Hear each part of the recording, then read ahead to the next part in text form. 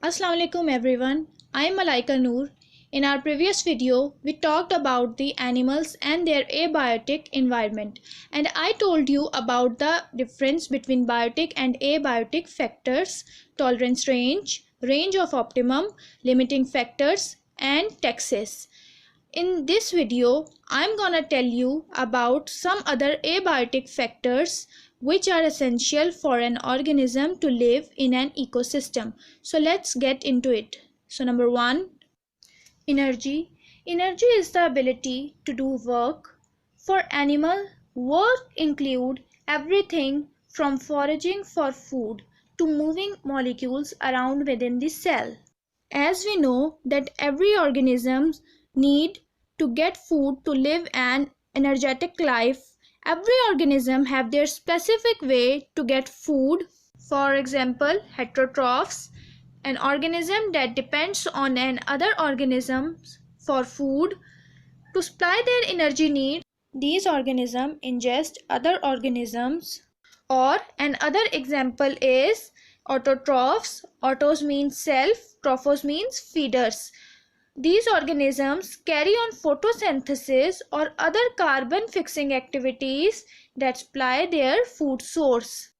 An accounting of an animal's total energy intake and a description of how that energy is used and lost is an energy budget. Some of this energy is lost in feces and through excretion. This is called excretory energy. And some of this energy support minimal maintenance activities such as pumping blood. This energy is called existence energy. And any energy left after existence and excretory functions can be devoted to growth, mating, nesting, and caring for young ones. This energy is called productive energy. Second abiotic factor is temperature. An animal expends part of its existence energy in regulating body temperature.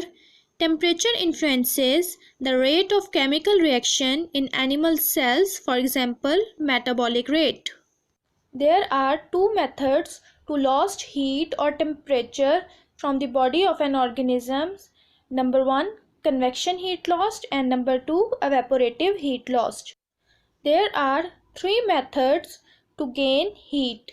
Number one, solar radiation. Number two, infrared radiation. And number three, heat radiations. Relatively inefficient metabolic activities also generate heat as a byproduct of cellular function. When food becomes scarce or when animals are not feeding for other reasons, they are subject to starvation. Under these circumstances, metabolic activities may decrease dramatically. These conditions include torpor, hibernation, winter sleep, and aestivation. Torpor is a time of decreased metabolism and lowered body temperature that occurs in bats, hummingbirds. Hibernation, it is a time of decreased metabolism and lowered body temperature that may last for weeks or months. True hibernation occurs in small mammals such as rodents, shrews, and bats. The set point of hibernators' thermoregulatory center drops to about 20 degrees centigrade, but thermoregulation is not suspended. Number 3. Winter sleep. It occurs in some larger animals. Larger energy reserves sustain these mammals through periods of winter inactivity. Body temperatures do not drop substantially, and sleeping animals can wake and become active very quickly, as any rookie zoologist probing around the den of a sleeping beet quickly learns. Number 4. Aestivation. It is a period of inactivity in some animals that must withstand extended periods of drying. The animals usually enters a burrow as its environment begins to dry. Aestivation is common in many invertebrates, reptiles, and amphibians. Other important abiotic factors for animal include moisture, light, Geology and soil. All life processes occurs in the watery environment of the cell.